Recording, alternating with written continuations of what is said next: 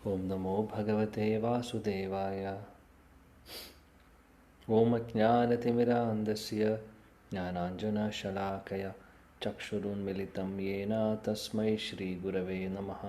श्रीचैतन्यमनोभीष्टं स्थापितं येन भूतले स्वयं रूपा कदा मह्यं ददाति स्वपदान्तिकं। वन्देऽहं श्रीगुरो श्रीयुतपदकमलं श्रीगुरून् वैष्णवांश्च श्रीरूपं साग्रजातं सहगणरघुनाथान्वितं तं सजीवं साद्वैतं सावधूतं परिजनसहितं कृष्णचैतन्यदेवं श्रीराधाकृष्णपादान् सहगणललिता श्रीविशाखामितांश्च हे कृष्ण करुणा सिन्धु दीनबन्धो जगत्पते गोपेशा गोपिका कान्ता राधा कान्ता नमोऽस्तुते। तप्तकाञ्चन गौराङ्गी राधे वृन्दावनेश्वरी वृषभानुसुते देवी प्रणमामि हरिप्रिये। वाञ्छाकल्पतरुभ्यश्च कृपासिन्धुभ्येव च पतितानां पावनेभ्यो वैष्णवेभ्यो नमो नमः। नमो विष्णुपादाय कृष्णप्रेष्ठाय भूतले श्रीमते भक्तिवेदान्तस्वामिनिति नामिने। नमस्ते सरस्वते देवे गौरवाणी प्रचारिणे निर्विशेषशून्यवादी पाश्चात्यदेशतारिणे। जय श्री कृष्ण चैतन्य प्रभु नित्यानंद श्री अद्वैत गदाधर श्रीवासादि गौरभक्तवृंद। हरे कृष्णा कृष्ण कृष्णा हरे हरे हरे राम राम राम हरे हरे। हरे कृष्णा कृष्ण कृष्णा हरे हरे हरे राम राम राम हरे हरे। हरे कृष्णा कृष्ण कृष्णा हरे हरे हरे राम राम राम हरे हरे। मूकं करोति वाचालं पंगुं लङ्घयते गिरिं यत्कृपातमहं वन्दे श्रीगुरुदीनतारिणं परमानन्दमाधवं श्रीचैतन्यमेश्वरम्।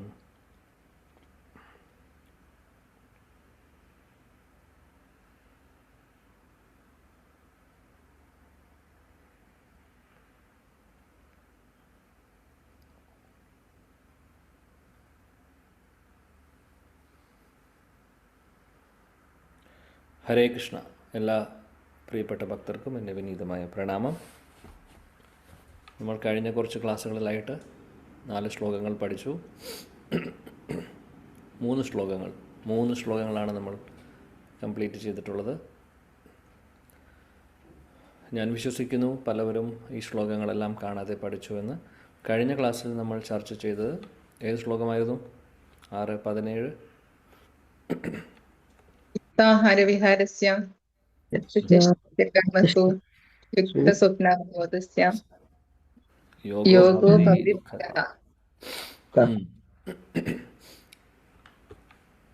എല്ലാത്തിലും ഒരു നിയമം, ഒരു ചിട്ട കൊണ്ടുവരണമെന്ന്, ഡിസിപ്ലിൻ വേണമെന്നുള്ളത് അല്ലേ, ഒരു റെഗുലേഷൻ കൊണ്ടുവരണമെന്നുള്ളതായിരുന്നു ശ്രീ ഭഗവാൻ അർജുനോട് പറയുന്നത്.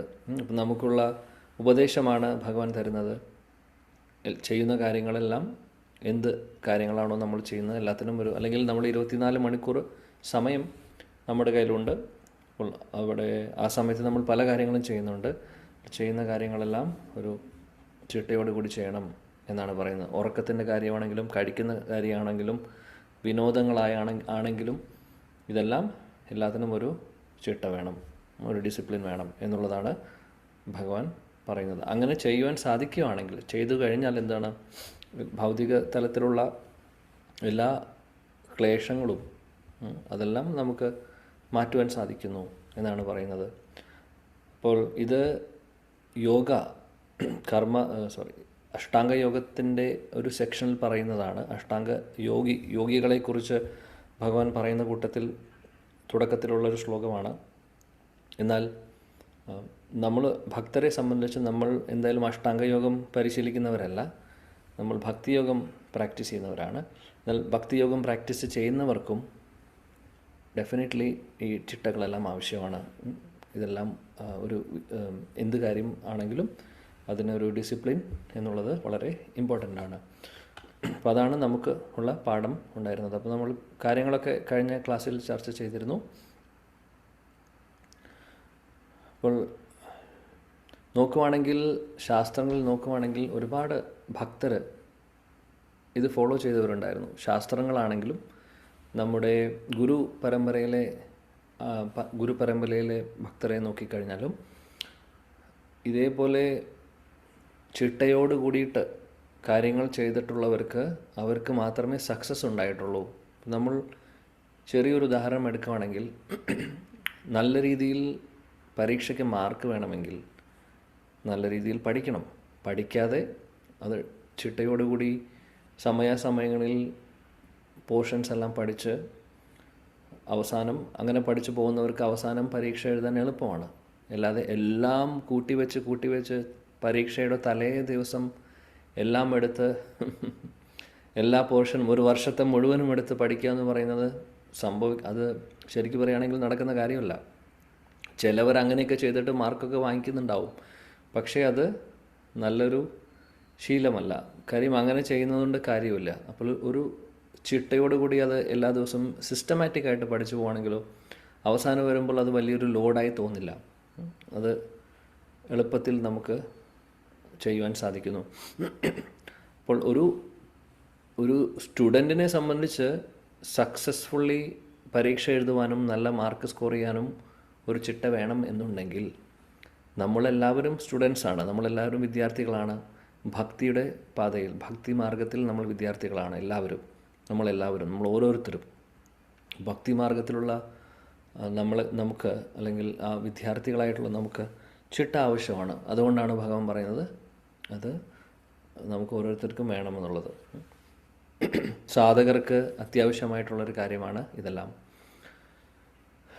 ശ്രീമദ് ഭാഗവതം നോക്കിക്കഴിഞ്ഞു കഴിഞ്ഞാൽ നമുക്കറിയാം, ഇതേപോലെ ചിട്ടയോടുകൂടി പരിശീലിച്ചിട്ടുള്ള എല്ലാവരും സക്സസ് ആണ്. ഭാഗവതം നോക്കിക്കഴിഞ്ഞാൽ ധ്രുവ മഹാരാജാവിൻ്റെ കഥ എടുക്കുകയാണെങ്കിൽ, ധ്രുവ മഹാരാജാവിന് അദ്ദേഹം കാട്ടിലേക്ക് പോകുന്നു. ചെറിയ കുട്ടിയായിരിക്കുന്ന സമയത്ത് 5 വയസ്സുള്ള ബാലനാണ് പോകുന്നത് കാട്ടിലേക്ക്.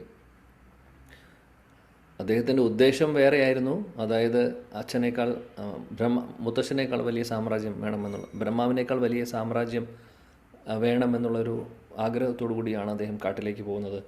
എന്നാൽ ഗുരുവിനെ കണ്ടതിന് ശേഷം അദ്ദേഹം ഗുരു പറയുന്നതനുസരിച്ച് ഗുരു പറയുന്നത് കേട്ടു. നാരദമുനി പറയുന്നത് അനുസരിച്ച് അദ്ദേഹം കാര്യങ്ങൾ ചെയ്യുന്നു, അല്ലേ? ഇപ്പോൾ നാരദമുനി നാമം ജപിക്കാൻ പറയുന്നു, ഓം നമോ ഭഗവതേ വാസുദേവായ എന്ന് ജപിക്കാൻ പറയുന്ന കൂട്ടത്തിൽ അദ്ദേഹം യോഗ അല്ലെങ്കിൽ അദ്ദേഹം ധ്യാനിക്കാൻ പറയുന്നുണ്ട്. അപ്പോൾ ആ സമയത്ത് ഈ പറയുന്ന ഒരുപാട് ചിട്ടകൾ ഫോളോ ചെയ്യേണ്ടതായിട്ടുണ്ടായിരുന്നു. അങ്ങനെ സാധാരണ ഒരു തപസ്യയല്ല ധ്രുവ മഹാരാജ് ചെയ്തിട്ടുള്ളത്. ധ്രുവ മഹാരാജ് വളരെ കഠിനമായിട്ടുള്ള തപസ്യയാണ് ചെയ്യുന്നത്. അദ്ദേഹത്തിൻ്റെ കഴിക്കുന്ന ഭക്ഷണം കംപ്ലീറ്റ്ലി അദ്ദേഹം പതിയെ നിർത്തി. ഉറക്കമില്ല. കംപ്ലീറ്റ്ലി അദ്ദേഹം ഭക്ഷണം ആദ്യം കഴിച്ചിരുന്നത് അങ്ങനെ പതുക്കെ കട്ട് ചെയ്ത്, നമ്മളെന്തായാലും ധ്രുവൻ്റെ സ്റ്റോറി പറയുമ്പോൾ വേറൊരിക്കലാവാം. നല്ല ഭാഗവത്തിൽ വളരെ വിശദമായിട്ട് പറയുന്നുണ്ട് ഇതെല്ലാം. അപ്പോൾ എല്ലാത്തിനും അദ്ദേഹം അത് നിയന്ത്രിച്ച് ഇന്ദ്രിയങ്ങളെ നിയന്ത്രിച്ച് ഭക്ഷണം നിയന്ത്രിച്ച് അവസാനം വായുവിലൂടെയായിരുന്നു വായുവായിരുന്നു അദ്ദേഹത്തിൻ്റെ ആകെയുള്ളൊരു ഭക്ഷണം. അതായത് വേറെ ഒന്നും കഴിക്കുന്നുണ്ടായിരുന്നില്ല, അങ്ങനെയായിരുന്നു. അപ്പോൾ വളരെ കഠിനമായിട്ടുള്ള തപസ്യ അദ്ദേഹം എടുക്കുന്നു. അങ്ങനെയുള്ള കഠിനമായിട്ടുള്ള തപസ്യ നമ്മൾ എടുക്കേണ്ട ആവശ്യമില്ല. നമ്മൾക്ക് ഈ പ്രോസസ്സ് സാധിക്കില്ല. കാര്യം ധ്രുവ മഹാരാജ് ചെയ്തിട്ടുള്ളത് സത്യയുഗത്തിലല്ല നമ്മൾ ഇരിക്കുന്ന കലിയുഗത്തിലാണ്. ഇവിടെ ഇരിക്കുന്ന കലിയുഗത്തിൽ നമുക്ക് സാധിക്കുന്ന കാര്യമല്ല, പിന്നെ അതിൻ്റെ ആവശ്യവും വരുന്നില്ല. നമുക്ക് പറഞ്ഞു വന്നിട്ടുള്ള പ്രോസസ്സും മര്യാദയ്ക്ക് ചെയ്യുക. പക്ഷേ ഇതിൽ നിന്നുള്ളൊരു പാഠം എന്താണെന്ന് വെച്ചാൽ, ധ്രുവ മഹാരാജന് ഒരു ഗോൾ ഉണ്ടായിരുന്നു.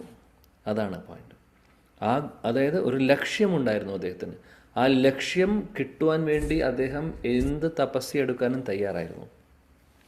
ലക്ഷ്യത്തിലേക്ക് എത്തുവാൻ വേണ്ടി അദ്ദേഹം എന്ത് കഷ്ടപ്പാടെടുക്കാനും തയ്യാറായിരുന്നു അദ്ദേഹം. ഈ ഒരു മനോഭാവം ഭക്തർക്കും ആവശ്യമാണ്. നമ്മുടെ ലക്ഷ്യം എന്താണ്? നമ്മുടെ ലക്ഷ്യം ഭഗവാനാണ്, ഭഗവത് സേവനമാണ്, അല്ലേ? അപ്പോൾ ആ ലക്ഷ്യത്തിലേക്ക് എത്തുന്നത് വരെ അല്ലെങ്കിൽ എത്തുവാൻ വേണ്ടി ധ്രുവ മഹാരാജാവ് എത്ര ഡിറ്റർമിനേഷനോട് കൂടിയിട്ടാണ്, എത്ര നിശ്ചയദാർഢ്യത്തോട് കൂടിയിട്ടാണ് അദ്ദേഹം ചെയ്തിട്ടുള്ളത്. അദ്ദേഹം ചെയ്തത് തപസ്യകളാണ്. പക്ഷെ നമുക്ക് അദ്ദേഹത്തിൻ്റെ ആ നിശ്ചയദാർഢ്യമാണ് വേണ്ടത്. അദ്ദേഹം ചെയ്തിട്ടുള്ള ആ ഒരു ഭാവം, ലക്ഷ്യത്തിലേക്ക് എത്താൻ എന്തും ഞാൻ എടുക്കാൻ, കഷ്ടപ്പാടും ഞാൻ സഹിക്കാൻ തയ്യാറാണ് എന്നുള്ള ഒരു മനോഭാവത്തോടു കൂടിയിട്ടാണ് ധ്രുവ മഹാരാജ മുന്നോട്ട് പോകുന്നത്. അപ്പോൾ ആ ഒരു ക്വാളിറ്റി നമുക്ക് ധ്രുവ മഹാരാജിൽ നിന്ന് പഠിക്കാവുന്നതാണ്. നമ്മുടെ സാധനയിൽ, നമ്മുടെ സാധകരായിട്ടുള്ള നമ്മൾ വൈദ്യസാധന ഭക്തി പ്രാക്ടീസ് ചെയ്യുന്നവരാണ്. നമുക്ക് അത്യാവശ്യമായിട്ടുള്ളൊരു കാര്യമാണ് ഇങ്ങനെയുള്ള പല തപസ്യകളും. അപ്പോൾ പല രീതിയിലും നമുക്ക് അതാണ് ഉദ്ദേശിക്കുന്നത്. നമുക്ക് റെഗുലേഷൻസ് കൊണ്ടുവരാൻ സാധിക്കണം, നമുക്ക് ചിട്ടകൾ കൊണ്ടുവരാൻ സാധിക്കണം. ആ ലക്ഷ്യത്തിലേക്ക് എത്തുന്നവരെ ചില കാര്യങ്ങളൊക്കെ കോംപ്രമൈസ് ചെയ്യേണ്ടി വരും. നമുക്ക് ഇഷ്ടമുള്ളതായിരിക്കാം, ഇന്ദ്രിയങ്ങൾക്ക് ഇഷ്ടമുള്ളതായിരിക്കാം, നമ്മൾ ഒരുപാട് അത് നമ്മൾ ഒരുപാട് അനുഭവിച്ചിട്ടുള്ളവരായിരിക്കാം. പലതരത്തിലുള്ള സുഖങ്ങളായിരിക്കാം, ചിലപ്പോൾ ഇഷ്ടപ്പെടുന്ന ഭക്ഷണമായിരിക്കാം, അല്ലെങ്കിൽ വേറെ എന്തെങ്കിലും ആയിരിക്കാം. നമുക്ക് നമ്മുടെ ഇന്ദ്രിയങ്ങൾക്ക് ഒരുപാട് ഇഷ്ടമുള്ളതായിരിക്കാം, പക്ഷേ അത് ഭഗവത് മാർഗത്തിൽ സഹായിക്കുന്നൊരു കാര്യമായിരിക്കില്ല, ഭഗവാനിലേക്ക് എത്തുവാൻ വേണ്ടിയിട്ട് സഹായിക്കുന്ന കാര്യങ്ങളായിക്കൊള്ളുന്നില്ല. അപ്പോൾ അങ്ങനെയുള്ള കാര്യങ്ങളെ നമ്മൾ തിരിച്ചറിയുക എന്നുള്ളത് ആദ്യത്തെ കാര്യം. എന്തൊക്കെയാണ് ബാധ നമ്മുടെ ജീവിതത്തിൽ? ഭക്തിമാർഗത്തിലെ ബാധകളെ തിരിച്ചറിയുന്നു. അത് തിരിച്ചറിയുക എന്ന് പറയുന്നത് വലിയ കാര്യമാണ്. തിരിച്ചറിഞ്ഞതിന് ശേഷം പതുക്കെ അതിലൊക്കെ ഒരു നിയന്ത്രണം കൊണ്ടുവരിക എന്നുള്ളതാണ്. അപ്പോൾ ആ നിയന്ത്രണം അത്യാവശ്യമാണ് എന്നുള്ളത് നമുക്ക് പഠിക്കാൻ സാധിക്കും. അപ്പോൾ ധ്രുവ മഹാരാജാവിൻ്റെ ചരിത്രത്തിലൂടെ നമുക്ക് പഠിക്കാൻ പറ്റുന്ന ഒരു കാര്യമാണ് ധ്രുവ മഹാരാജാവിൻ്റെ ആ നിശ്ചയദാർഢ്യം നമുക്ക് കാണാൻ സാധിക്കും. അല്ലെങ്കിൽ അദ്ദേഹം ഇത്രയും കഠിനമായിട്ടുള്ള തപസ്യകൾ ചെയ്യുന്നത് അദ്ദേഹത്തിന് ആ ലക്ഷ്യം മാത്രമേ ഉണ്ടായിരുന്നുള്ളൂ അദ്ദേഹത്തിന് മുമ്പിൽ. അദ്ദേഹത്തിന് എന്ത് സംഭവിക്കുന്നതെന്ന് ചിന്തിച്ചിട്ടില്ല അദ്ദേഹം. എനിക്ക് ലക്ഷ്യം വേണം, കാര്യം ഭഗവാനെ കാണണം, ഭഗവാൻ വിഷ്ണുവാണ്, ഇതിന് എന്തെങ്കിലും സൊല്യൂഷൻ കൊടുക്കുക എന്നുള്ളത് അമ്മ പറഞ്ഞിട്ടുണ്ട്. വേറെ ആർക്കും ഒന്നും ചെയ്യാൻ സാധിക്കില്ല, നീ വിഷ്ണുവിനോട് ചോദിക്കൂ എന്നാണ് പറയുന്നത്. അപ്പോൾ ആ വിഷ്ണുവിനെ കാണാനാണ് അദ്ദേഹം ഇതെല്ലാം ചെയ്യുന്നത്. വിഷ്ണുവിനെ കണ്ടതിന് ശേഷം മുത്തശ്ശനേക്കാൾ വലിയ സാമ്രാജ്യം ചോദിക്കണം എന്നുള്ള ഉദ്ദേശമായിരുന്നു. പക്ഷെ വിഷ്ണുവുണ്ട് അവിടെ, ഭഗവാൻ ഇല്ലാത്തൊരു കാര്യമല്ല. സാമ്രാജ്യം വേണം മാത്രമല്ല ചിന്തിക്കുന്നത്, അത് നേരിട്ട് വിഷ്ണുവിൽ നിന്നാണ് ചോദിക്കുന്നത്. പിന്നീട് നമുക്കറിയാം എന്ത് സംഭവിച്ചു എന്നുള്ളത്. ഭഗവാനെ കണ്ടതിന് ശേഷം അദ്ദേഹത്തിൻ്റെ ചിന്താഗതി മാറുന്നു. അദ്ദേഹത്തിൻ്റെ ചിന്താഗതി മാറുക എന്ന് പറഞ്ഞു കഴിഞ്ഞാൽ അദ്ദേഹത്തിൻ്റെ ആഗ്രഹം, ഭൗതികമായിട്ടുള്ള ആഗ്രഹം പൂർണ്ണമായിട്ടും നശിക്കുന്നു, അത് മാറ്റുന്നു. അദ്ദേഹം പറയുന്നു, ഞാൻ വെറും കുപ്പിച്ചില്ലുകളായിരുന്നു ഓർത്തുകൊണ്ടിരിക്കുന്നത്. കാഞ്ചൻ വിചന്മ അപ്പി ദിവ്യരത്നം, ഇപ്പോൾ ദിവ്യരത്നം എനിക്ക് കിട്ടി, എനിക്കൊരു വരവും വേണ്ട. ഭഗവാൻ ചോദിക്കും എന്ത് വേണമെന്ന്, എനിക്കൊന്നും വേണ്ട, അങ്ങേ കിട്ടിയല്ലോ അത് മതി. ഞാൻ കുപ്പിച്ചില്ലുകൾ, അതായത് ബ്രഹ്മാവിനേക്കാൾ വലിയ സാമ്രാജ്യം എന്ന് പറയുന്നത് ആയിരുന്നു ഞാൻ ആഗ്രഹിച്ചിരുന്നത്. പക്ഷേ അങ്ങേ കണ്ടപ്പോൾ എനിക്ക് മനസ്സിലായി അതെല്ലാം വെറും കുപ്പിച്ചില്ലുകൾ പോലെയാണെന്ന് എന്ന് പറഞ്ഞ് അദ്ദേഹം ആഗ്രഹത്തെ മാറ്റി. പിന്നെ അദ്ദേഹം സ്തുതിക്കുന്നു ഭഗവാനെ. കാര്യം ഭഗവാനെ ദർശനം കിട്ടിക്കഴിഞ്ഞാൽ പിന്നെ ഭൗതികമായിട്ടുള്ള എന്ത് ആഗ്രഹം ഉണ്ടാവും? ഒന്നും ഉണ്ടാവാൻ പോകുന്നില്ല. ധ്രുവ മഹാരാജന് എന്തുകൊണ്ട് ഭഗവാൻ ദർശനം കൊടുത്തു? കാര്യം ധ്രുവ മഹാരാജൻ്റെ ആ നിശ്ചയദാർഢ്യം, ചെറിയ ബാലനാണ്, ചെറിയ കുട്ടിയാണ്, എന്നാലും അദ്ദേഹത്തിനുണ്ടായിരുന്ന ഡിറ്റർമിനേഷൻ, ആ ഡിറ്റർമിനേഷനിൽ ഭഗവാൻ പിടികൊടുക്കുന്നു ധ്രുവ മഹാരാജാവിന്. അപ്പോൾ ഇതാണ് നമുക്ക് പഠിക്കാവുന്ന ഒരു പാഠം ധ്രുവ ചരിത്രത്തിൽ നിന്ന്. ധ്രുവ മഹാരാജാവ് ചെയ്ത പോലെയുള്ള കഠിനമായിട്ടുള്ള തപസ്യകളല്ലെങ്കിലും നമ്മൾ ചെയ്യുന്ന എന്ത് കാര്യങ്ങളാണെങ്കിലും അതെല്ലാം ചിട്ടയോടുകൂടി, ലക്ഷ്യബോധത്തോടുകൂടി, ആത്മാർത്ഥപരമായിട്ട് ചെയ്യുക എന്നുള്ളതാണ്. അതിൻ്റെ റിസൾട്ട് തീർച്ചയായിട്ടും ഉണ്ടാവും. ഇതാണ് ആദ്യത്തെ ലെസൺ നമുക്ക് പഠിക്കാൻ പറ്റുന്നത്. അതായത് ഒരു വ്യക്തിയെ, നമ്മൾ പഠിക്കുന്ന ശ്ലോകങ്ങൾ അത് പുരാണങ്ങളിൽ നിന്നും അല്ലെങ്കിൽ മറ്റുള്ള ശാസ്ത്രങ്ങളിൽ നിന്നോ അല്ലെങ്കിൽ നമ്മുടെ ഗുരുജനങ്ങളിൽ നിന്നോ അവരുടെ ചരിത്രവുമായിട്ട് കണക്ട് ചെയ്തുകൊണ്ട് നമ്മൾ പഠിക്കുക എന്നുള്ളത്. അപ്പോൾ ഈ ഒരു യുക്താഹാര വിഹാരസ്യ എന്ന് പറയുന്ന ശ്ലോകം നമ്മൾ കേൾക്കുമ്പോൾ ധ്രുവ മഹാരാജനെ ഓർമ്മ വന്നാൽ നല്ലതാണ്. അതേപോലെ നോക്കിക്കഴിഞ്ഞാൽ മഹാഭാരതത്തിൽ നോക്കിക്കഴിഞ്ഞാൽ ഭീഷ്മ പിതാമഹനും ഇതേപോലെയായിരുന്നു. അദ്ദേഹം വളരെ ഡിസിപ്ലിനുള്ളൊരു വ്യക്തിയായിരുന്നു. അദ്ദേഹത്തിൻ്റെ ചരിത്രം നോക്കിക്കഴിഞ്ഞാൽ അറിയാം, വളരെ ഡിസിപ്ലിനുള്ളൊരു വ്യക്തിയായിരുന്നു അദ്ദേഹം. ഒരു തരത്തിലും അദ്ദേഹത്തിൻ്റെ പ്രിൻസിപ്പിൾസ് ഒന്നും അദ്ദേഹം കോംപ്രമൈസ് ചെയ്തിട്ടില്ല. എല്ലായിടത്തും അദ്ദേഹത്തിൻ്റെ പ്രിൻസിപ്പിൾസ്, ധർമ്മത്തെ പിടിച്ചു തന്നെ അദ്ദേഹം അതിനെല്ലാം സംരക്ഷിച്ചു കൊണ്ട് തന്നെയായിരുന്നു അദ്ദേഹത്തിൻ്റെ എല്ലാ കാര്യങ്ങളും. ജീവിതം മുഴുവനും ധർമ്മം മാത്രമേ അദ്ദേഹം ചെയ്തിട്ടുള്ളൂ. അതേപോലെ തന്നെ അദ്ദേഹം നൈഷ്ഠിക ബ്രഹ്മചാരിയും കൂടിയായിരുന്നു. അദ്ദേഹം വിവാഹം കഴിച്ചിട്ടില്ല. അദ്ദേഹം തപസ്യ എടുക്കുന്നു അച്ഛന് വേണ്ടിയിട്ട്. അല്ലേ? ആ ഒരു ദൃഢനിശ്ചയം എടുക്കുന്നു അദ്ദേഹം. അങ്ങനെ ഭീഷ്മ പിതാമഹൻ്റെ കഥയിൽ നിന്നും നമുക്ക് മനസ്സിലാക്കാൻ സാധിക്കും, അദ്ദേഹത്തിനും വളരെ ഡിസിപ്ലിനോടുകൂടി അദ്ദേഹം ഫോളോ ചെയ്യുന്നു പല കാര്യങ്ങളും. അതുകൊണ്ട് എന്തായിരുന്നു അദ്ദേഹത്തിൻ്റെ അവസാനം എന്ത് സംഭവിച്ചു അദ്ദേഹത്തിന്? ഭഗവാൻ മുമ്പിൽ തന്നെ, അദ്ദേഹം ശരീരം വിടുന്ന സമയത്ത് ഭഗവാൻ കൺമുമ്പിൽ ഉണ്ടായിരുന്നു.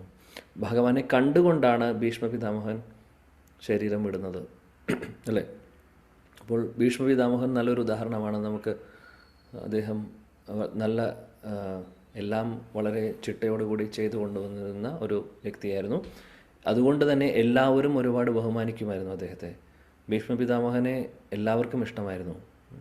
ആകെ ഒരു സ്ഥലത്താണ് ദ്രൗപദി ദേവിയുടെ വസ്ത്രാക്ഷേപം നടക്കുന്ന സമയത്താണ് ഭീഷ്മ പിതാമഹൻ ഒന്നും പറഞ്ഞില്ല എന്ന് പറഞ്ഞ് ആളുകൾ പറയാറുള്ളത്. പക്ഷേ ബാക്കിയുള്ള ഒരു സിറ്റുവേഷനിലും ഭീഷ്മ പിതാമഹനെ കുറിച്ച് ആരും ഒന്നും പറയില്ല. എന്നാൽ അതിനും ആ ദ്രൗപദിയുടെ ആ ഒരു സംഭവം നടക്കുന്ന സമയത്ത് അതിൻ്റെ പുറകിലൊരു കഥയുണ്ട്, അല്ലേ? നമുക്കറിയാം അതിൻ്റെ പുറകിലൊരു കാരണമുണ്ടല്ലോ. അത് വെറുതെ അല്ല ഭീഷ്മ പിതാമഹൻ മിണ്ടാതിരുന്നത്. കാര്യം അവിടെ ഭീഷ്മ പിതാമഹൻ ഭഗവാന്റെ ശുദ്ധഭക്തനായിട്ടുള്ള ഭീഷ്മ പിതാമഹൻ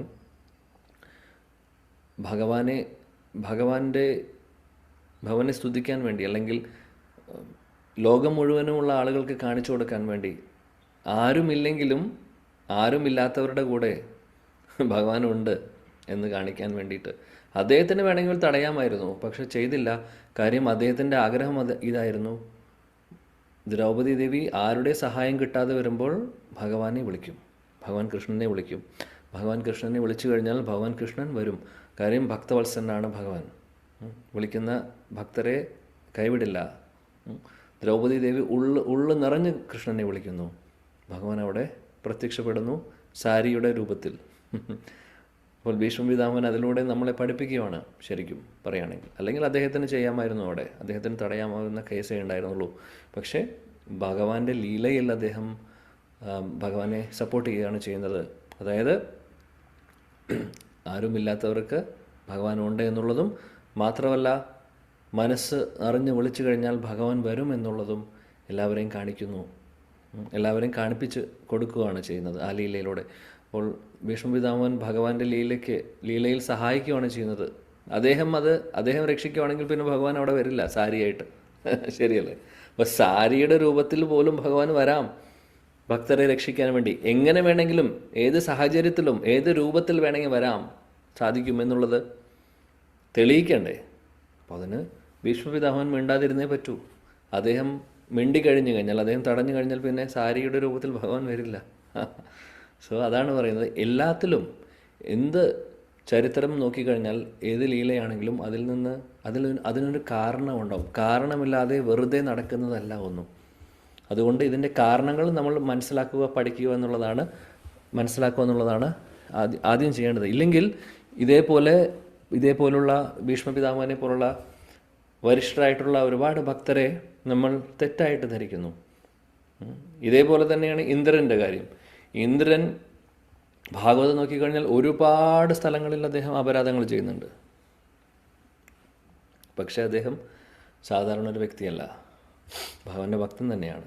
ദേവരാജൻ ഇന്ദ്രനാണ്, അല്ലേ?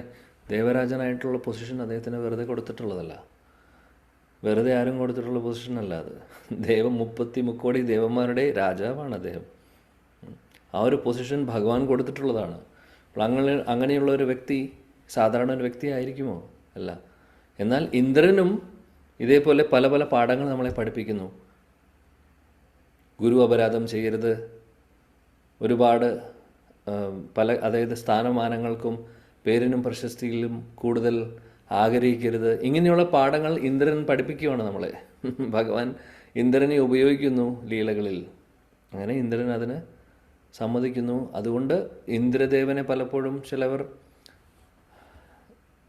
വിചാരിക്കും എന്തുകൊണ്ട് ഇങ്ങനെ അദ്ദേഹം എന്നുള്ളത്. പക്ഷേ അദ്ദേഹം ഭക്തനാണ്, ഭഗവാന്റെ പ്രിയപ്പെട്ട ഭക്തനാണ്. ഇത് നമ്മൾ ഓർക്കണം. അപ്പോൾ ഇവരെല്ലാവരും വൈഷ്ണവരാണ്. വൈഷ്ണവരുടെ ക്രിയ അല്ലെങ്കിൽ അവർ ചെയ്യുന്ന കാര്യങ്ങൾ നമുക്കൊരിക്കലും ജഡ്ജ് ചെയ്യാൻ പറ്റില്ല. അതിൻ്റെ പുറകിൽ ഒരു റീസൺ ഉണ്ടാവും. ആ റീസൺ ഭഗവാനും അറിയാം, ആ ഭക്തനും അറിയുന്നുണ്ടാവും. വേറെ ആർക്കും അറിയില്ല. കാണുമ്പോൾ അത് ചിലപ്പോൾ നമുക്ക് തോന്നും സാധാരണ ഒരു കാര്യമായിരിക്കും, അല്ലെങ്കിൽ ഓ ഒരു ഭക്തൻ ചെയ്യാൻ പാടുമോ ഇങ്ങനെ എന്നുള്ള രീതിയിലുള്ള കാര്യങ്ങളും ഉണ്ടായിരിക്കാം. പക്ഷെ അതിൻ്റെ പുറകിലെ കഥ അറിയണ്ടാവില്ല, അതിൻ്റെ പുറകിലുള്ള തത്വം നമ്മൾ മനസ്സിലാക്കുന്നുണ്ടാവില്ല. അതുകൊണ്ട് ആരെയും കണ്ണടച്ച് നമ്മൾ പഴി പറയരുത്.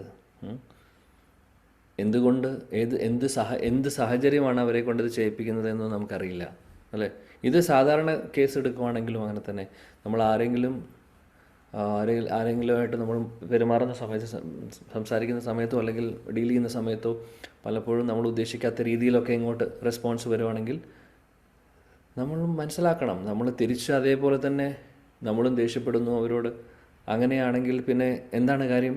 നമ്മളെ ഭക്തരെന്ന് വിളിക്കാൻ സാധിക്കുകയില്ല. അവർ ചിലപ്പോൾ ഒരുപക്ഷെ ഏതെങ്കിലും സാഹചര്യങ്ങളിലൂടെ കടന്നു പോകുന്നുണ്ടാവും, നമുക്കറിയില്ല അത്. അതുകൊണ്ടായിരിക്കും ഒരുപക്ഷെ റെസ്പോണ്ട് ചെയ്യുന്നത് ഇങ്ങനെ. അപ്പോൾ അതെല്ലാം മനസ്സിലാക്കിക്കൊണ്ടായിരിക്കണം.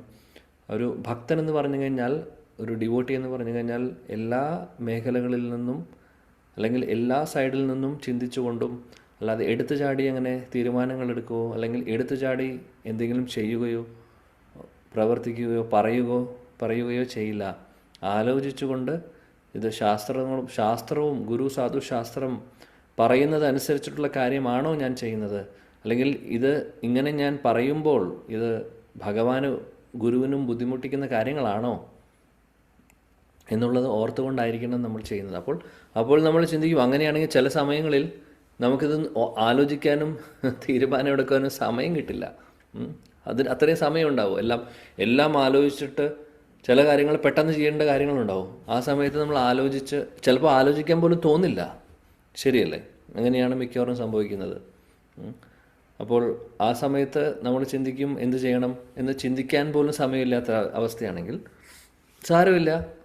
അത് ചിലപ്പോൾ അങ്ങനെ തുടക്കത്തിൽ നമുക്ക് മനസ്സിലാവില്ല. അപ്പോൾ നമ്മൾ എന്തെങ്കിലും ചെയ്തു പോവും, ചിലപ്പോൾ പറയുന്ന കാര്യമായിരിക്കും പറഞ്ഞു പോവും.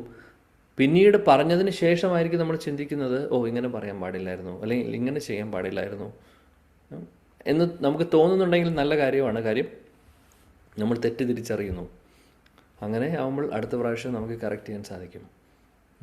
അപ്പോൾ ഇതാണ് ഈ ഒരു കാര്യമാണ് എനിക്ക് തെറ്റുപറ്റുന്നത്, അപ്പോൾ അത് എനിക്ക് കൺട്രോൾ ചെയ്യാൻ സാധിക്കണം. അടുത്ത പ്രാവശ്യം ഞാനതിനെ ട്രൈ ചെയ്യും എന്ന് പറഞ്ഞ് നമ്മൾ മനസ്സിലാക്കുക, ഭഗവാനോട് പ്രാർത്ഥിക്കുക. ഭഗവാൻ പിന്നെ നമ്മളെ സഹായിക്കും.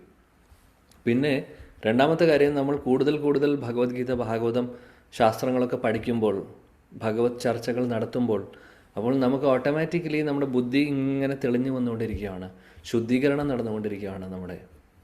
അപ്പോൾ ശുദ്ധീകരണം നടക്കുന്നതനുസരിച്ച് നമ്മൾ എടുക്കുന്ന തീരുമാനങ്ങളും നമ്മൾ സംസാരിക്കാൻ ഉപയോഗിക്കുന്ന വാക്കുകളും പറയുന്ന രീതികളും ചെയ്യുന്ന കാര്യങ്ങളും എല്ലാം പതുക്കെ നല്ല രീതിയിൽ ഉള്ള കാര്യങ്ങളായിരിക്കും. കാര്യം നമ്മുടെ ബുദ്ധിയും മനസ്സും ശുദ്ധമല്ലാത്തത് കൊണ്ടാണ് പലപ്പോഴും നമ്മൾ പല തെറ്റായിട്ടുള്ള കാര്യങ്ങൾ ചെയ്യുന്നത്. കാര്യം ഇന്ദ്രിയ സുഖഭോഗങ്ങളുടെ പുറകിൽ പോയി നമ്മുടെ ബുദ്ധിയും മനസ്സും എല്ലാം നശിച്ചിരിക്കുകയാണ്. ഒരുപാട് അഴുക്ക് നിറഞ്ഞിരിക്കുകയാണ്. അപ്പോൾ അതിനെ ക്ലിയർ ചെയ്ത് വരുമ്പോൾ ഓട്ടോമാറ്റിക്കലി നല്ല ബുദ്ധി തെളിയും. നല്ല ബുദ്ധി തെളിയുമ്പോൾ നല്ല കാര്യങ്ങൾ ചെയ്യാൻ നമ്മൾ ചെയ്യും. അതാണ്. അപ്പോൾ ആ ഒരു പ്രോസസ്സിലാണ് നമ്മൾ പോയിക്കൊണ്ടിരിക്കുന്നത്. എന്നാൽ ഇത് ശ്രദ്ധയോട് കൂടിയിട്ട് നമ്മളിതിനെല്ലാം വാച്ച് ചെയ്യണമെന്നുള്ളതാണ് ഒരു ബുദ്ധിയുള്ള അല്ലെങ്കിൽ ശ്രദ്ധയുള്ള ഒരു ഭക്തൻ ചെയ്യുന്നത്. ഇതിനെയെല്ലാം നമ്മൾ വാച്ച് ചെയ്തിട്ട് എവിടെയാണോ എനിക്ക് കറക്ഷൻ വരുത്തേണ്ടത് അവിടെ കറക്ഷൻ വരുത്തുന്നു, എവിടെയാണോ ഞാൻ ശരിയാക്കേണ്ടത് അവിടെ ഇന്ന കാര്യങ്ങൾ എനിക്ക് ചെയ്യേണ്ടതുണ്ട്, ഇമ്പ്രൂവ്മെൻറ്റ് വരുത്താനുണ്ട്, അങ്ങനെ ചെയ്യാൻ പാടില്ലായിരുന്നു, ഇങ്ങനെ പറയാൻ പാടില്ലായിരുന്നു, അങ്ങനെയുള്ള ചിന്തകളൊക്കെ നല്ലതാണ്. അല്ലാതെ നമുക്ക് അങ്ങനെ ചിന്തകൾ വരുന്നില്ലെങ്കിലോ അതിൻ്റെ അർത്ഥം നമ്മൾ ഇപ്പോഴും നമ്മുടെ ആ ഒരു മിഥ്യാഹങ്കാരത്തിലിരിക്കുക എന്നുള്ളതാണ്. ഓ ഞാൻ പറഞ്ഞതാണ് ശരി, ഞാൻ പറയുന്ന കാര്യം അവരിങ്ങനെ പറഞ്ഞിട്ടല്ലേ ഞാൻ അങ്ങനെ പറയുന്നത്, അവരെന്തിനിങ്ങനെ പറയുന്നു, ഓക്കെ അവർ പറഞ്ഞോട്ടെ, അവർ പറയുകയോ ചെയ്യും, എന്തുകൊണ്ടേ ആയിക്കോട്ടെ, നമ്മളങ്ങനെ റെസ്പോണ്ട് ചെയ്യണമെന്നില്ലല്ലോ. അതാണ് കാര്യം. എല്ലാവരും ചെയ്യുന്നത് പോലെ നമുക്ക് ചെയ്യണമെന്നുള്ളതല്ല. നമ്മൾ ചെയ്യേണ്ടത് ശാസ്ത്രപ്രകാരം, ശാസ്ത്രം അനുസരിച്ച് ഭഗവാൻ പറയുന്നത് പോലെ. ഭഗവാനാണ് ഇവിടെ പറയുന്നത് എല്ലാത്തിനും ഒരു കൺട്രോൾ കൊണ്ടുവരണം.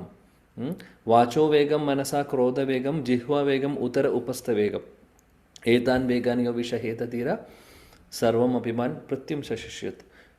ഉപദേശാമൃതത്തിലെ ആദ്യത്തെ ശ്ലോകം ശില രൂപഗോസ്വാമി പറയുന്നു. അവിടെയും പറയുന്നു, ആക്ച്വലി അവിടെയും കൺട്രോൾ ചെയ്യുന്ന കാര്യം തന്നെയാണ് പറയുന്നത്. നമ്മൾ ഈ ഒരു ശ്ലോകത്തിൽ, യുക്താഹാര എന്ന് പറയുന്ന ശ്ലോകത്തിൽ നമ്മൾ ഉറക്കവും അതേപോലെ തന്നെ മറ്റുള്ള വിനോദമാണെങ്കിലും അങ്ങനെയുള്ള കാര്യങ്ങളെ നിയന്ത്രിക്കാനാണ്, ഭക്ഷണത്തിൻ്റെ കാര്യമാണ് പറയുന്നത് അല്ലേ. അതേപോലെ ഇന്ദ്രിയങ്ങൾ ചെയ്യുന്ന ഓരോ കാര്യങ്ങളും, അതായത് നമ്മൾ ചെയ്യുന്ന ഓരോ കാര്യത്തിനും ഒരു നിയന്ത്രണം വേണം. അപ്പോൾ ഉപദേശാമൃതത്തിലെ ശ്ലോകത്തിൽ പറയുന്നത്, വാക്കിനെ നമ്മൾ നിയന്ത്രിക്കാൻ പഠിക്കണം, നാവിനെ നിയന്ത്രിക്കാൻ പഠിക്കണം, മനസ്സിനെ നിയന്ത്രിക്കണം, ക്രോധത്തെ നിയന്ത്രിക്കണം. ദേഷ്യം പലപ്പോഴും നിയന്ത്രിക്കാൻ സാധിക്കാത്തത് ദേഷ്യമാണ് അല്ലേ. അത് അങ്ങനെ വന്നുപോകും. എന്ത് ചെയ്യാനാണ്, കാര്യം ശീലമായി നമുക്ക് ദേഷ്യപ്പെട്ടിട്ടും അല്ലെങ്കിൽ പലരെ എന്താ പറയുക, നമ്മൾ പ്രതീക്ഷിക്കാത്ത രീതിയിൽ കാര്യങ്ങൾ നടക്കുമ്പോൾ ദേഷ്യം വരുന്നു. അത് നമ്മുടെ എല്ലാവരുടെയും ഒരു വീക്ക്നെസ്സാണ്. എന്നാൽ ദേഷ്യം നല്ലൊരു കാര്യമല്ല. ഭഗവാൻ പറയുന്നുണ്ട് ത്രിവിധ, അതായത് നരകത്തിലേക്ക് പോകാനുള്ള, ഭഗവത്ഗീതയിൽ പറയുന്നതാണ് വേറൊരു ശ്ലോകത്തിൽ, നരകത്തിലേക്ക് പോകാൻ 3 ഗേറ്റാണെന്ന് പറയുന്നത്. ഈ 3 ഗേറ്റിലൂടെ നമുക്ക് നരകത്തിലേക്ക് പോകാം. എന്തൊക്കെയാണ്? കാമ, ക്രോധ, ലോഭ. കാമം എന്ന് പറഞ്ഞു കഴിഞ്ഞാൽ എന്തിനോടെങ്കിലുമുള്ള അധികമായിട്ടുള്ള ഒരു അഭിനിവേശം, ആവശ്യത്തിനും കൂടുതലുള്ള ഒരു അറ്റാച്ച്മെൻറ്റ്, അത് എന്തുമായിക്കോട്ടെ. കാമം എന്ന് പറയുമ്പോൾ സ്ത്രീ പുരുഷ അല്ലെങ്കിൽ ആ ഒരു കാര്യം മാത്രമല്ല, അല്ലാതെ എന്തിനോടെങ്കിലും ആവശ്യത്തിനും കൂടുതൽ അറ്റാച്ച്മെൻ്റ് ഉണ്ടെങ്കിൽ അതിനെ കാമം എന്ന് വിളിക്കുന്നു. അതേപോലെ അറ്റാച്ച്മെൻറ്റും ആ ഒരു സുഖം അല്ലെങ്കിൽ ആ ഒരു സംഭവം, ആ ഇന്ദ്രിയ സുഖഭോഗം നേടാനുള്ള അറ്റാച്ച്മെൻറ്റിനെ കുറിച്ചാണ് പറയുന്നത്. അത് ചിലപ്പോൾ ഒരുപാട് നല്ല ഭക്ഷണം കഴിക്കാനോ അല്ലെങ്കിൽ ഒരുപാട് പൈസ ഉണ്ടാക്കാനോ, പൈസയോടുള്ള ആർത്തി എന്ന് വെക്കുക, അതും ആക്ച്വലി ഒരു തരത്തിലുള്ള ഇന്ദ്രിയ സുഖഭോഗമാണ് അല്ലേ. അപ്പോൾ എന്തിനോടെങ്കിലുമുള്ള ആവശ്യത്തിനും കൂടുതലുള്ള അറ്റാച്ച്മെൻറ്റിനെ കാമമെന്ന് പറയാം. നമ്മുടെ ഇന്ദ്രിയ പ്രീതിക്ക് വേണ്ടി ചെയ്യുന്ന കാര്യങ്ങളെയാണ് കാമെന്ന് പറയുന്നത് ബേസിക്കലി. അപ്പോൾ ക്രോധ എന്ന് പറഞ്ഞാൽ ദേഷ്യം. അപ്പോൾ ദേഷ്യവും ഒരു പ്രശ്നമാണ്, നരകത്തിലേക്കുള്ള വാതിലാണ്, ഗേറ്റാണെന്ന് പറയുന്നു ഭഗവാൻ. അതേപോലെ ലോഭ എന്ന് പറഞ്ഞാൽ ആർത്തി, ഗ്രീഡിനെസ്, എത്ര കിട്ടിയാലും മതിയാവുന്നില്ല. ഇതെല്ലാം ഈ 3 കാര്യങ്ങളും നരകത്തിലേക്കുള്ള വഴിയാണെന്ന് പറയുന്നു. അപ്പോൾ ഈ 3 വഴിയും നമുക്ക് ആവശ്യമില്ല.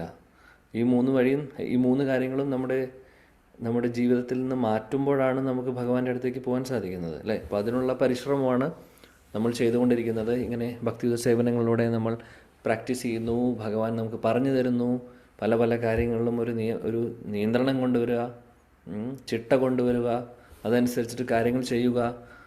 അങ്ങനെയാണെങ്കിൽ എല്ലാ വഴിയും തെളിയുന്നു എന്ന് പറയുന്നു അല്ലേ. അപ്പോൾ ധ്രുവ മഹാരാജനെ കുറിച്ച് പറഞ്ഞു, നമ്മൾ ഭീഷ്മ പിതാമഹനെ കുറിച്ച് പറയുന്നു ശാസ്ത്രങ്ങളിൽ.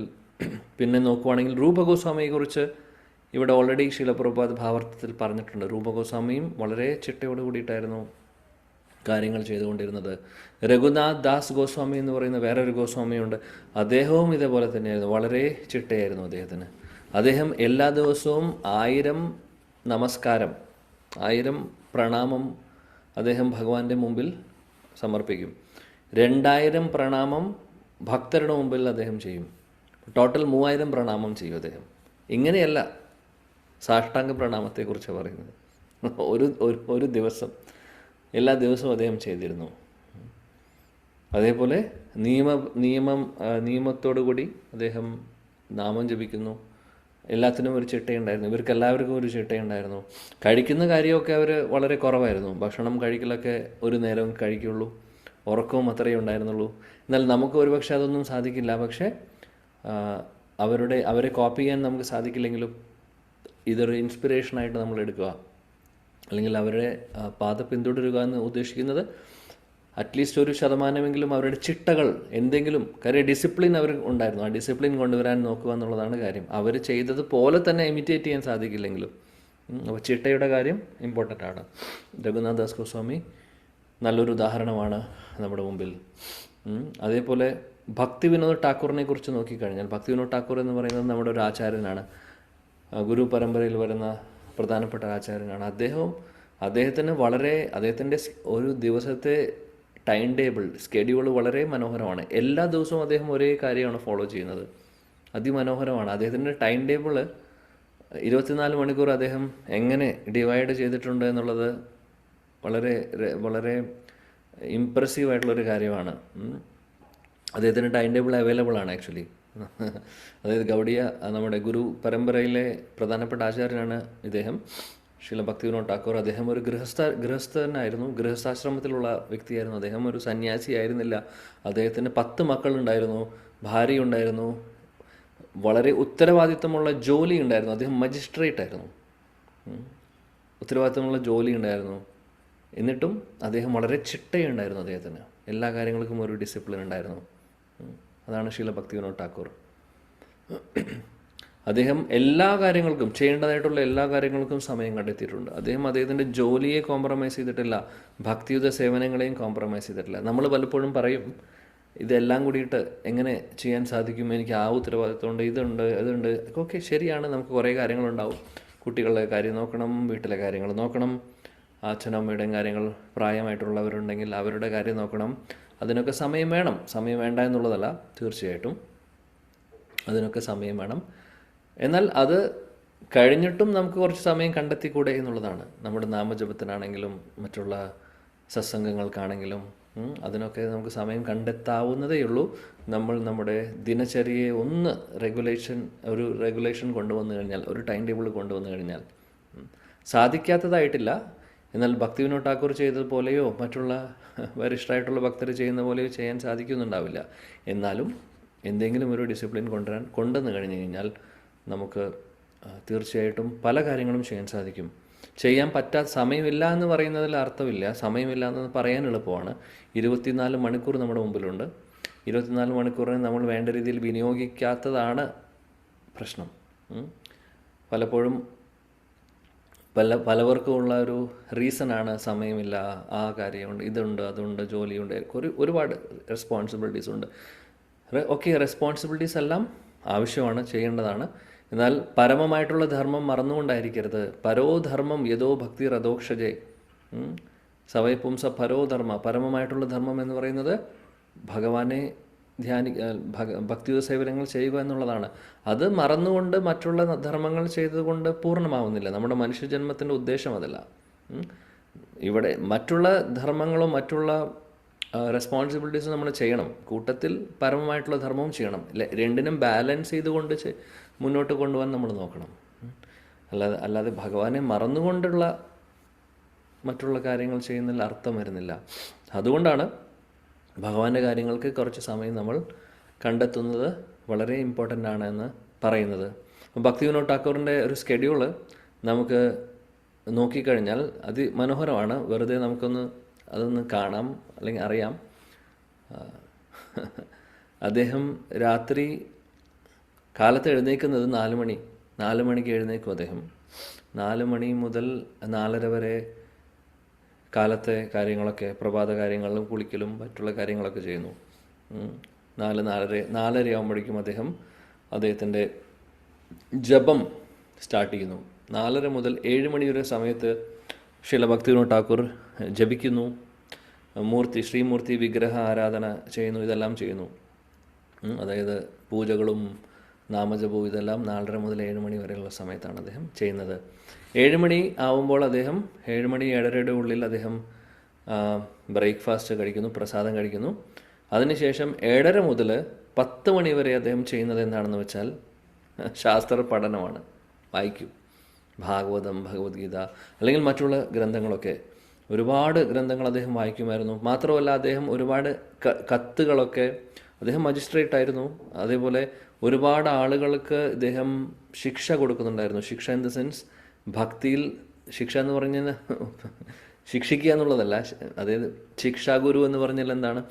അതായത് ഭക്തി മാർഗത്തിലെ വഴി കാണിക്കുന്ന, അല്ലെങ്കിൽ ഗൈഡായിട്ട്, അല്ലെങ്കിൽ അവരെ ഗുരുവിൻ്റെ സ്ഥാനത്ത് നിന്ന് അവർക്ക് കാര്യങ്ങൾ ഉപദേശിച്ചു കൊടുക്കുന്ന കാര്യമാണ് ശിക്ഷ എന്ന് ഉദ്ദേശിച്ചത്. അപ്പോൾ ഒരുപാട് ഭക്തർ അദ്ദേഹത്തിൻ്റെ ആ ഒരു ഗൈഡൻസിലുള്ളവർ കത്തുകളൊക്കെ എഴുതി ഇദ്ദേഹത്തിന് അയക്കും. അപ്പോൾ അതിനുള്ള റെസ്പോൺസൊക്കെ അദ്ദേഹം കൊടുക്കും. അതായത് പല ഡൗട്ട്സുകളുണ്ടാവും, പല സംശയങ്ങളൊക്കെ ഉണ്ടാവും. അതെല്ലാം അദ്ദേഹം ലെറ്ററെല്ലാം തിരിച്ചെഴുതി അതിൻ്റെ റിപ്ലൈ ഒക്കെ എഴുതി കൊടുക്കുന്നു. അതേപോലെ തന്നെ ശാസ്ത്ര പഠനം, ഇതാണ് അദ്ദേഹത്തിൻ്റെ 10 മണി വരെയുള്ള സമയം അദ്ദേഹം ചെയ്യുന്ന കാര്യങ്ങൾ. ലെറ്റേഴ്സ് എഴുതുന്നു, മറ്റുള്ള ശാസ്ത്രങ്ങൾ പഠിക്കാനുള്ളതും വായിക്കാനുള്ളതും അദ്ദേഹം ചെയ്യുന്നു. വളരെ എന്നും ഡെയിലി അദ്ദേഹം ചെയ്തുകൊണ്ടിരുന്ന കാര്യമാണ്. പിന്നെ 10 മണി മുതൽ 1 മണി വരെ അദ്ദേഹത്തിൻ്റെ മജിസ്ട്രേറ്റ് ആയിരുന്നു അദ്ദേഹം. നമ്മൾ പറഞ്ഞ പോലെ അദ്ദേഹത്തിൻ്റെ പണി ചെയ്യും, അത് ജോലി ചെയ്യുന്നു. അദ്ദേഹത്തിൻ്റെ ജോലി ചെയ്യുവാൻ പലപ്പോഴും അദ്ദേഹം ചിലപ്പോൾ വീട്ടിലിരുന്ന് ചെയ്യും, ചിലപ്പോൾ അവിടെ ഓഫീസിൽ പോകുന്നു. ഓഫീസിൽ പോകാൻ വേണ്ടിയിട്ട് അന്നത്തെ കാലത്ത് ഇത് ബ്രിട്ടീഷുകാരുടെ സമയമാണ്. ബ്രിട്ടീഷുകാർ ഇദ്ദേഹത്തിൻ്റെ വീട്ടിലേക്ക് ഒരു ട്രെയിൻ വരെ കൊടുത്തിരുന്നു. കാര്യം ഇദ്ദേഹം വളരെ പ്രഗത്ഭനായിട്ടുള്ള, വളരെ സ്കിൽഡ് ആയിട്ടുള്ള ഒരു മജിസ്ട്രേറ്റ് ആയിരുന്നു. അതായത് 4 മണിക്കൂറിൻ്റെ ജോലി അദ്ദേഹം 1 മണിക്കൂറിൽ ചെയ്യും. അത്രയും അത്രയും എഫിഷ്യൻ്റ് ആയിട്ടുള്ളൊരു ഓഫീസറായിരുന്നു അദ്ദേഹം. മാത്രമല്ല മജിസ്ട്രേറ്റിൻ്റെ ഒരു പൊസിഷൻ എന്ന് പറഞ്ഞു കഴിഞ്ഞാൽ വളരെ ക്രിട്ടിക്കൽ ആയിട്ടുള്ളൊരു പൊസിഷനാണ് അല്ലേ. അവിടെ ആ ഒരു പൊസിഷൻ ഹോൾഡ് ചെയ്യുന്ന ഒരാൾക്ക് ഒരുപാട് നല്ല ക്വാളിറ്റീസ് വേണം. അപ്പോൾ ബ്രിട്ടീഷുകാർക്ക് ഒരുപാട് ഇഷ്ടമായിരുന്നു ഇദ്ദേഹത്തിന് ആ റോള് അദ്ദേഹം പെർഫെക്റ്റ് ആയിട്ട് ചെയ്യുമായിരുന്നു. അതുകൊണ്ട് എല്ലാ സപ്പോർട്ടും അന്നത്തെ ബ്രിട്ടീഷ് ഗവൺമെൻറ് അദ്ദേഹത്തിന് ചെയ്തു കൊടുത്തിട്ടുണ്ട്. അപ്പോൾ 10 മുതൽ 1 മണി വരെ അദ്ദേഹം വേറെ ഒന്നുമല്ല ചെയ്യുന്നത്, അദ്ദേഹത്തിൻ്റെ ജോലിയാണ് ചെയ്യുന്നത്. അപ്പം നമ്മൾക്കും ഇതേപോലെ ജോലിക്ക് പോകുന്നവരും മറ്റുള്ള കാര്യങ്ങൾ ചെയ്യുന്നവരും ഉണ്ടാവും അല്ലേ. ജോലിക്ക് പോകുന്നവരും ഉണ്ടാവും, അല്ലെങ്കിൽ വീട്ടിലെ ജോലിയുള്ളവർ. വീട്ടിലെ ജോലി എന്ന് പറയുന്നതും ഒരു ജോലി തന്നെയാണ്, അത് ജോലി അല്ലാത്തതല്ല. അതിനുവേണ്ടി ഓഫീസിൽ പോയി ശമ്പളം വാങ്ങിക്കുന്നത് മാത്രമല്ല ജോലി. നമ്മുടെ റെസ്പോൺസിബിലിറ്റീസ് എന്താണ്? ചിലപ്പോൾ വീട്ടിൽ ഒരാളായിരിക്കും ശമ്പളം വാങ്ങിക്കുന്ന ജോലിക്ക് വേണ്ടി പോകുന്നത്, മറ്റാൾ വീട്ടിലായിരിക്കും ഇരിക്കുന്നത്. അപ്പോൾ വീട്ടിലെ ജോലികളും ജോലി തന്നെയാണ്, സംശയമില്ല. ആ ഒരു കാര്യത്തിൽ സംശയമില്ല. 2 പേർക്കും ഇമ്പോർട്ടൻസ് ഒരേപോലെയാണ്. വീട്ടിലെ കാര്യങ്ങൾ ചെയ്തില്ലെങ്കിൽ അത് ശരിയാവില്ല. പൈസ മാത്രം കിട്ടിയോണ്ട് കാര്യമില്ല.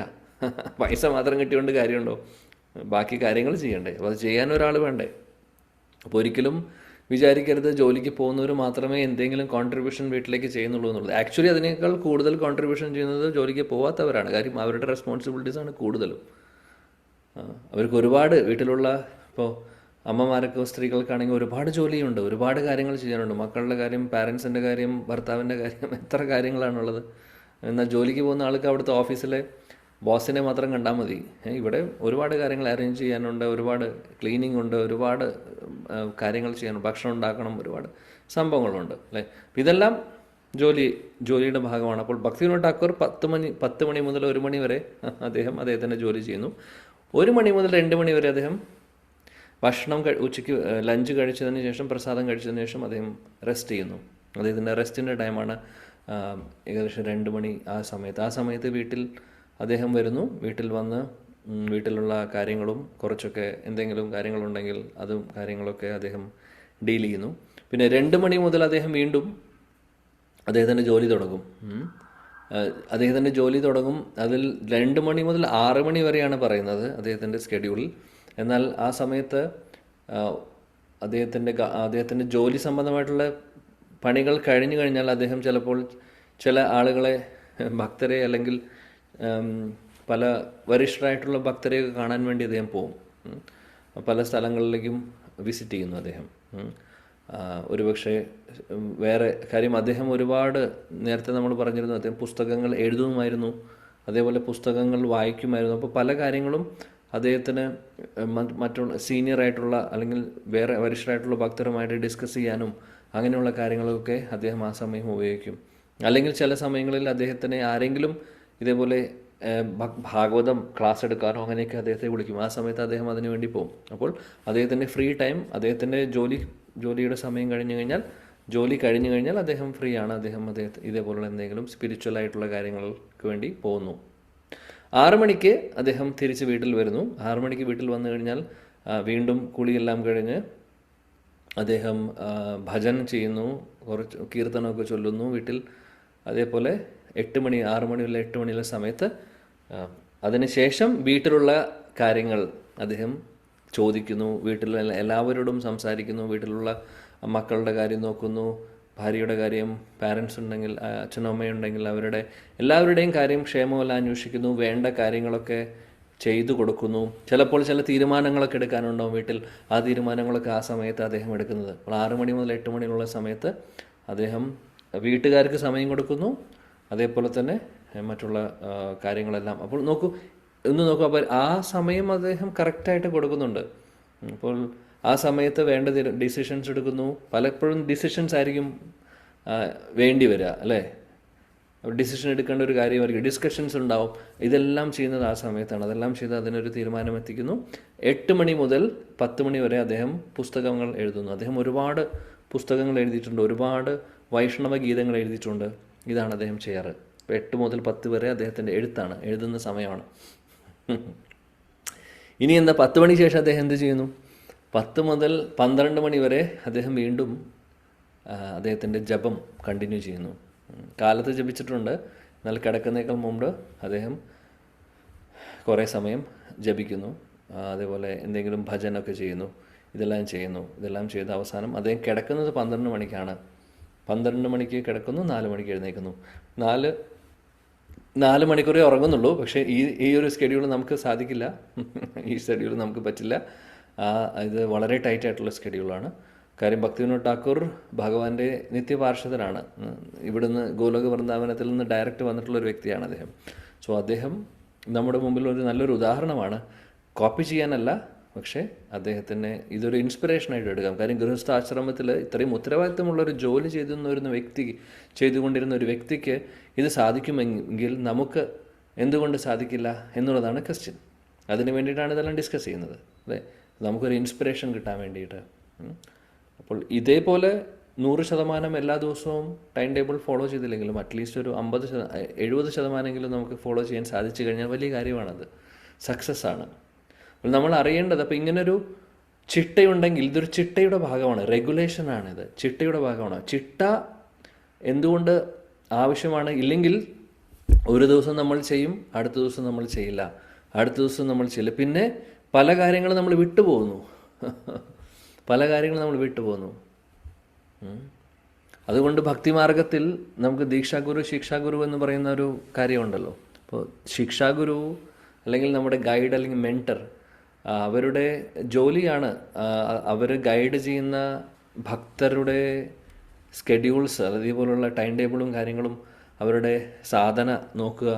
അവരുടെ സാധന അവർ പ്രോപ്പറായിട്ട് ചെയ്യുന്നുണ്ടോ, നാമം ജപിക്കുന്നുണ്ടോ, അതേപോലെ വായിക്കുന്നുണ്ടോ ശാസ്ത്രങ്ങൾ, അതേപോലെ ഹരികഥ കേൾക്കുന്നുണ്ടോ, ഇതെല്ലാം ശ്രവണം, കീർത്തനം ഇതെല്ലാം പ്രോപ്പറായിട്ട് ചെയ്യുന്നുണ്ടോ എന്നുള്ളതൊക്കെ അവർ മോണിറ്റർ ചെയ്യുന്നു ശരിക്കും. അപ്പോൾ മോണിറ്റർ ചെയ്യാന്ന് പറയുമ്പോൾ അദ്ദേഹത്തിൻ്റെ കീഴിലുള്ള ഭക്തർക്ക് ഒരു റെസ്പോൺസിബിലിറ്റി വരുന്നു ഓട്ടോമാറ്റിക്കലി. കാര്യം ഇദ്ദേഹത്തെ റിപ്പോർട്ട് ചെയ്യണം, അല്ലെങ്കിൽ ഇദ്ദേഹത്തെ അറിയിക്കേണ്ടതായതുകൊണ്ട് നമ്മളൊരു ചിട്ടയോടുകൂടി കാര്യങ്ങൾ ചെയ്യുന്നു. അപ്പോൾ ഒരു സ്കൂളിൽ പറയുന്ന പോലെ, സ്കൂളിൽ നമ്മൾ ഹോംവർക്ക് ചെയ്ത് പോകുന്ന പോലെ, ഹോംവർക്ക് ചെയ്ത് നമ്മൾ സബ്മിറ്റ് ചെയ്യുന്ന പോലെ, കാര്യം ഈ ഡിസിപ്ലിൻ ആവുന്നത് വരെ ഇത് അത്യാവശ്യമാണ് ശരിക്കും. പിന്നെ നമ്മുടെ ജീവിതത്തിൻ്റെ ഭാഗമായി മാറിക്കഴിഞ്ഞു കഴിഞ്ഞാൽ പിന്നെ ഇതിൻ്റെ ആവശ്യം വരുന്നില്ല. എന്നാൽ അതുവരെ നമുക്കൊരു ഡിസിപ്ലിൻ ആവശ്യമാണ്. ഇല്ലെങ്കിൽ നമ്മൾ ഒരു ദിവസം ചെയ്യും, അടുത്ത ദിവസം ചെയ്യില്ല. അപ്പോൾ അറ്റ്ലീസ്റ്റ് ഇത്രയും കാര്യങ്ങൾ നമ്മൾ ചെയ്യുന്നുണ്ടോ? ജപം ചെയ്യുന്നുണ്ട്, ഓക്കെ, കേൾക്കുന്നുണ്ട്, ക്ലാസ്സുകൾ അറ്റൻഡ് ചെയ്യുന്നുണ്ട്, സത്സംഗങ്ങൾ കേൾക്കുന്നുണ്ട്, 3 വായിക്കുന്നുണ്ടോ? അപ്പോൾ ഇതെല്ലാം അത്യാവശ്യമാണ്. അങ്ങനെയുള്ള കാര്യങ്ങൾ ചിട്ടയോട് കൂടിയിട്ട് എല്ലാ ദിവസവും ഒരു ദിവസം പോലും വിടാതെ മാക്സിമം നമുക്ക് പറ്റുന്ന രീതിയിൽ ചെയ്യാൻ സാധിച്ചു കഴിഞ്ഞാൽ വളരെ വളരെ നല്ലതാണ്. കാര്യം ഈ ഒരു ചിട്ടയാണ് നമുക്ക് ഭക്തിയിൽ വേണ്ടത്. ഇത് ചെയ്താൽ തന്നെ അത് ചിലപ്പോൾ നമ്മളൊരു ഭാവത്തോട് കൂടിയിട്ടൊന്നായിരിക്കില്ല ചെയ്യുന്നുണ്ടാവുക. ചിലപ്പോൾ ഗുരു, ഓക്കെ, ശിക്ഷാഗുരുവിനെ അറിയിക്കണം, അല്ലെങ്കിൽ ദീക്ഷാഗുരുവിനെ റിപ്പോർട്ട് ചെയ്യണം, അതുകൊണ്ട് ഞാനിതൊക്കെ ചെയ്യുന്നു, എനിക്ക് താല്പര്യമൊന്നുമില്ല, ഓക്കെ, എന്നാലും കുഴപ്പമില്ല. താല്പര്യമില്ലെങ്കിലും തുടക്കത്തിൽ താല്പര്യം ഉണ്ടാവില്ല. അതൊരു നിയമമായിട്ട്, ഇപ്പോൾ സ്കൂളിൽ പോകാൻ ആർക്കും ഇഷ്ടമല്ല കുട്ടികൾക്ക്. പക്ഷെ പോയേ പറ്റൂ. പോയില്ലെങ്കിൽ അറ്റൻഡൻസ് ഉണ്ടാവില്ല, അറ്റൻഡൻസ് ഇല്ലെങ്കിൽ പരീക്ഷ എഴുതാൻ പറ്റില്ല, പരീക്ഷ എഴുതിയില്ലെങ്കിൽ അടുത്ത ക്ലാസ്സിലേക്ക് പോകാൻ സാധിക്കില്ല, അല്ലേ? അപ്പോൾ ഇനീഷ്യലി താല്പര്യം ഉണ്ടാവില്ല, അവരെ ഒന്ന് ഫോഴ്സ് ചെയ്യേണ്ടി വരും, പുഷ് ചെയ്യേണ്ടി വരും, അല്ലേ? അതിനുശേഷം പിന്നെ എന്താണെന്ന് നോക്കൂ, പതുക്കെ കോളേജിലൊക്കെ അവരെത്തുമ്പോഴേക്കും, സ്കൂളിൽ പോകുന്ന സമയത്തായിരിക്കും കൂടുതലും മടിയൊക്കെ ഉണ്ടാവുക. സ്കൂളൊക്കെ കഴിഞ്ഞ് കോളേജൊക്കെ ആകുമ്പോൾ നല്ല ഇൻട്രസ്റ്റ് ആയിരിക്കും കുട്ടികൾക്ക് കോളേജിൽ പോകാൻ. കാര്യം അവിടുത്തെ കൾച്ചർ വ്യത്യാസമുണ്ട്, എൻ്റർടൈൻമെൻറ്റ്സ് ഉണ്ട്. അതിനുശേഷം അവർ തന്നെ നമ്മൾ ഇനീഷ്യലി അവരെ ഒന്ന് പുഷ് ചെയ്ത് കൊടുത്താൽ മതി. സ്കൂളിലുള്ള സമയത്ത് അവരൊരു ചിട്ടയിലേക്ക് വന്നു കഴിഞ്ഞാൽ പിന്നെ നമ്മൾ നോക്കേണ്ട ആവശ്യം തന്നെ ഇല്ല. അവർ ഓട്ടോമാറ്റിക്കലി അവർ ചെയ്യേണ്ടതായിട്ടുള്ള കാര്യങ്ങൾ അവർ വേണ്ട രീതിയിൽ ചെയ്ത് പഠിക്കുന്ന കാര്യങ്ങളൊക്കെ ചെയ്ത് മുന്നോട്ട് അവർ തന്നെ ജോലി കണ്ടുപിടിച്ചോളും. അവർ തന്നെ മറ്റുള്ള കാര്യങ്ങൾ ഈവൻ ഹയർ സ്റ്റഡീസിന് പോകണമെങ്കിൽ അവർ തന്നെ അതിന് ഇൻട്രസ്റ്റ് എടുത്ത് ചെയ്യും. എന്തുകൊണ്ടാണ് അത് ചെയ്യുന്ന കാര്യം? ഇനീഷ്യലി നമ്മുടെ പുഷ് ആവശ്യം ഉണ്ടാവും അവർക്ക്. കാര്യം ഒരു ട്രാക്കിലേക്ക് വരുന്നത് വരെ. അന്ന് നമ്മൾ ഡിസിപ്ലിൻ കൊണ്ടുവന്നിട്ടില്ലെങ്കിൽ പിന്നെ അവർ മടിയന്മാരായി മാറും. ഒന്നും ചെയ്യാതെ ജോലിക്കും പോവില്ല, ജോലി അന്വേഷിക്കുന്നില്ല, വീട്ടിൽ വെറുതെ ഇരിക്കുകയാണ്, മൊബൈലും പിടിച്ചിരിക്കുന്നു, ഗെയിം കളിക്കുന്നു, ഇങ്ങനത്തെ കാര്യങ്ങൾ മാത്രം ചെയ്ത്. എന്താണ് കാരണം എന്താണെന്ന് വെച്ചാൽ പ്രോപ്പർലി ഒരു ഡിസിപ്ലിൻ നമ്മൾ ചെറുപ്പം മുതലേ അല്ലെങ്കിൽ വേണ്ട സമയം മുതലേ ഡിസിപ്ലിൻ പഠിപ്പിച്ചിട്ടില്ല. എന്നാൽ അത് ജീവിതത്തിൻ്റെ ഭാഗമായി മാറിക്കഴിഞ്ഞാൽ പിന്നെ അവർ തന്നെ ഇൻട്രസ്റ്റ് എടുത്ത് കാര്യങ്ങൾ ചെയ്തോളും. നമുക്ക് പിന്നാലെ നിൽക്കേണ്ട ആവശ്യമില്ല. അപ്പോൾ ഇതേ ഒരു കാര്യം നമ്മൾ നോർമൽ നമ്മുടെ ലൈഫിൽ കാണുന്നതാണ്. ഇതേ ഒരു കാര്യം ഭക്തി മാർഗത്തിലും ആവശ്യമാണ്.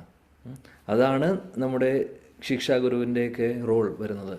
അദ്ദേഹമാണ് പുരുഷനാണോ സ്ത്രീ ആരാണെങ്കിലും നമ്മുടെ ഗൈഡ്. അപ്പോൾ അവരായിരിക്കും നമ്മളെ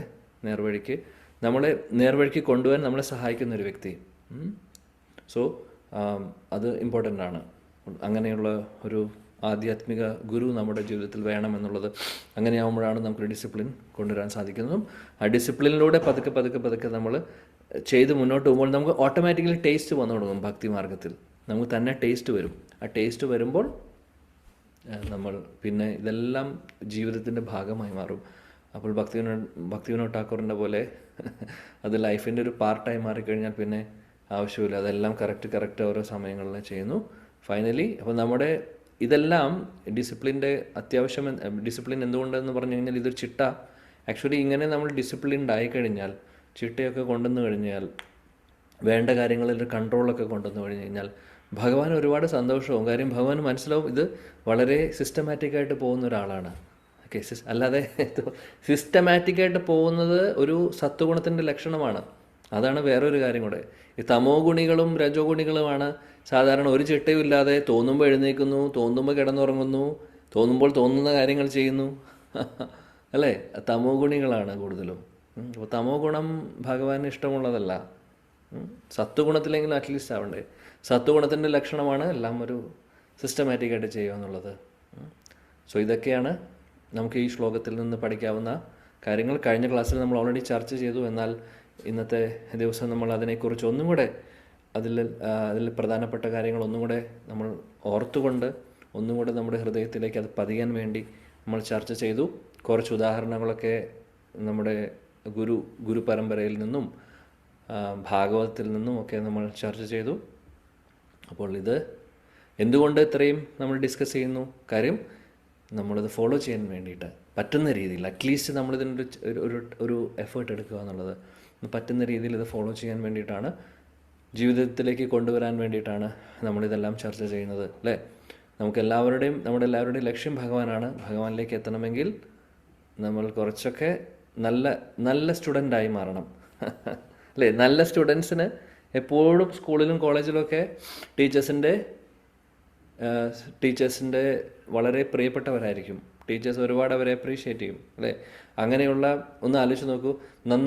നല്ല സിസ്റ്റമാറ്റിക്കായിട്ട് പഠിക്കുന്ന ഒരു കുട്ടിയുടെ പാരൻ്റ് സ്കൂളിൽ പോകുമ്പോൾ ടീച്ചേഴ്സ് എല്ലാവരും പറയുമോ മകൻ നന്നായി പഠിക്കും, മകൾ നന്നായി പഠിക്കും, വളരെ സിസ്റ്റമാറ്റിക്കാണ്, ക്ലാസ്സൊക്കെ വളരെ ശ്രദ്ധയോടുകൂടി അറ്റൻഡ് ചെയ്യും, ഹോംവർക്ക് എല്ലാം ചെയ്തു വരും, അതുപോലെ തന്നെ മറ്റുള്ള കുട്ടികളെ പോലെ അങ്ങനെ ആകെ പ്രശ്നങ്ങളൊന്നും ഉണ്ടാക്കുന്നില്ല, വളരെ ശാന്തതയോടുകൂടി ശാന്തമായിട്ടിരിക്കുന്ന ഒരു പ്രകൃതമാണ്. ഇപ്പം ഒരുപാട് പോസിറ്റീവായിട്ട് മക്കളെക്കുറിച്ച് പറയുമ്പോൾ പാരൻസിന് എത്ര സന്തോഷമുണ്ടാവും, ശരിയല്ലേ?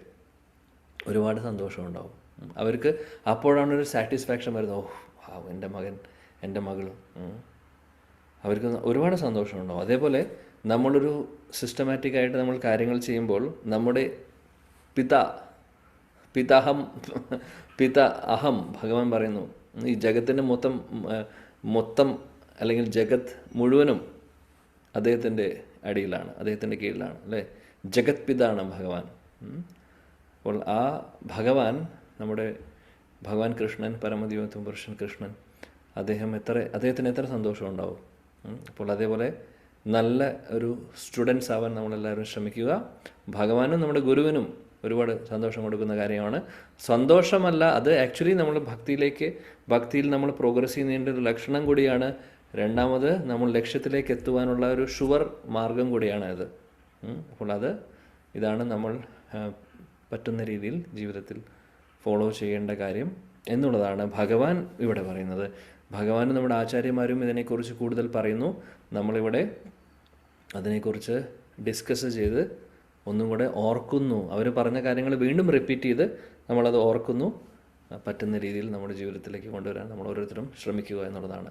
യുക്താഹാര വിഹാരസ്യ യുക്തകർമ്മ ചേഷ്ടസ്യ യുക്തസ്വപ്നാവബോധസ്യ യോഗഭവതി ദുഃഖ. ഇതാണ് നമ്മൾ ഇന്നും കഴിഞ്ഞ ക്ലാസ്സിലുമായിട്ട് പഠിച്ച ശ്ലോകം. അടുത്ത ക്ലാസ്സിൽ ഭഗവാന്റെ കാരുണ്യത്തോടുകൂടി, ഗുരുവായൂരപ്പൻ്റെ കാരുണ്യത്തോടുകൂടി നമ്മൾ പുതിയൊരു ശ്ലോകം പഠിക്കാവുന്നതാണ്. ഓക്കെ. ഹരേ കൃഷ്ണ ഹരേ കൃഷ്ണ കൃഷ്ണ കൃഷ്ണ ഹരേ ഹരേ, ഹരേ രാം രാം രാം ഹരേ ഹരേ. श्रील प्रभुपाद की जय. समवेद गौर भक्त वृंद की जय. श्री गुरु परंपरा की जय. हिताय गौर प्रेमानंद. Thank you. എല്ലാവരോടും നന്ദി പറയുന്നു. പ്രണാമം. ഹരേ കൃഷ്ണ. ഹരേ കൃഷ്ണ പ്രഭുജി.